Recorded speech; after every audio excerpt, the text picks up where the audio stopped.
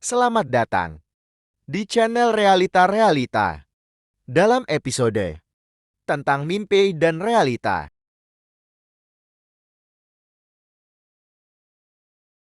Pada umumnya orang mengatakan bahwa mimpi itu adalah pertanda adanya peristiwa yang kita akan alami yang sejalan dengan mimpi kita itu.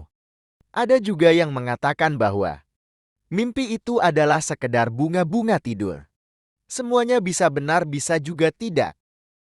Saya ingin berbagi dengan Anda tentang mimpi yang pernah saya alami, di mana suatu ketika saya bermimpi sedang berjalan di suatu jembatan di atas sungai yang airnya sedang meluap dan mengalir deras. Ketika saya berada di pertengahan jembatan, saya melihat diri saya tiba-tiba jatuh dan tercebur ke sungai. Saya hanyut dan akhirnya saya tertelan oleh air sungai. Saat itu saya merasakan diri saya sepertinya sudah mati tertelan air sungai yang sangat deras. Setelah itu tiba-tiba saya terbangun dan sadar bahwa saya masih hidup. Saya merenung dan segera saya berdoa. Semoga tidak terjadi sesuatu hal yang membahayakan diri saya. Namun demikian, saya tetap merasa was-was tentang apa sesungguhnya yang akan terjadi pada diri saya. Saya pun tetap berusaha melupakan. Saya benar-benar bisa melupakan mimpi. Itu karena kesibukan saya, lagi pula saya merasa tidak ada hal-hal yang salah yang telah saya lakukan dalam tugas saya di kantor. Namun 3 hari setelah itu, saya tiba-tiba menerima surat panggilan dari kejaksaan untuk dimintai keterangan atas adanya laporan yang masuk tentang dugaan terhadap saya telah melakukan tindak pidana korupsi. Maka pergilah saya menghadap di kejaksaan sesuai jadwal yang tertera dalam surat panggilan. Ketika saya menghadap dan dimintai keterangan, rupanya saya diduga telah melakukan tindak pidana korupsi berupa tindakan membayarkan gaji secara berlebih kepada 2 orang staf saya.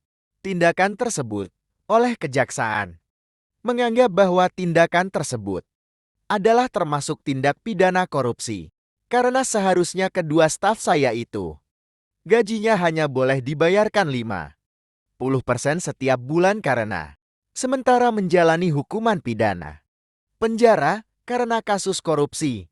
Tetapi kenyataannya saya tetap membayarkan secara penuh 100%, sehingga itulah yang menyebabkan saya dianggap melakukan korupsi. Itu artinya saya akan menghadapi dan melalui suatu proses hukum yang berkepanjangan dan melelahkan.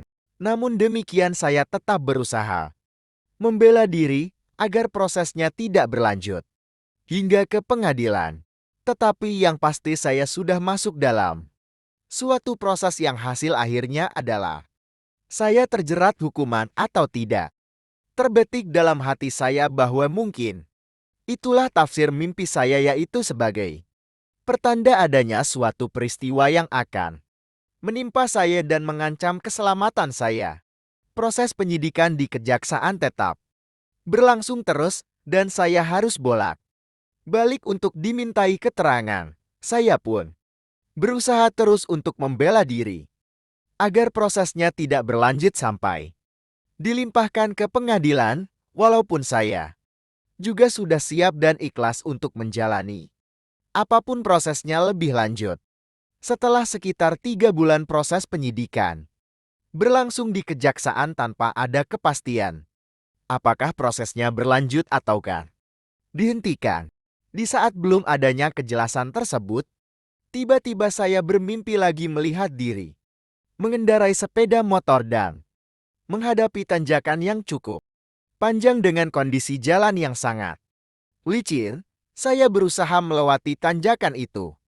Namun baru beberapa meter berjalan motor, saya terhempas dan saya terjatuh. Saya mencoba melanjutkan lagi dengan lebih hati-hati, tetapi setelah beberapa meter berjalan, tiba-tiba saya terhempas dan terjatuh lagi. Saya tidak putus asa. Saya kembali mencoba untuk mendaki dan saya berhasil melewati. Sedikit demi sedikit, namun beberapa meter. Sebelum mencapai puncak tanjakan itu, tiba-tiba motor saya kembali terhempas. Dan terjatuh lagi, saya berusaha mengangkat motor saya dan berusaha untuk mendaki lagi. Tetapi tiba-tiba saya sudah terbangun. Saya lantas duduk dan merenung, apa sesungguhnya yang akan saya hadapi dan saya alami setelahnya.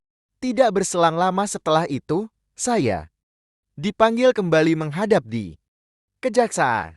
Di saat saya menghadap, saya diberitahu bahwa saya sudah ditetapkan dan perkara saya akan segera dilimpahkan ke pengadilan untuk dilakukan proses persidangan. Apa yang saya alami dalam mimpi, mungkin itulah yang menjadi kenyataan dalam wujud yang lain, tetapi terdapat kemiripan makna. Kita memang tidak semestinya terpaku dengan rekaan tafsir suatu mimpi, tetapi sebaiknya kita pun jangan mengabaikan suatu mimpi, karena boleh jadi itu adalah suatu pertanda adanya sesuatu hal yang akan kita alami dan lalui dalam perjalanan kehidupan kita. Tetapi semuanya terpulang kepada kita masing-masing bagaimana memaknai dan menyikapi suatu mimpi.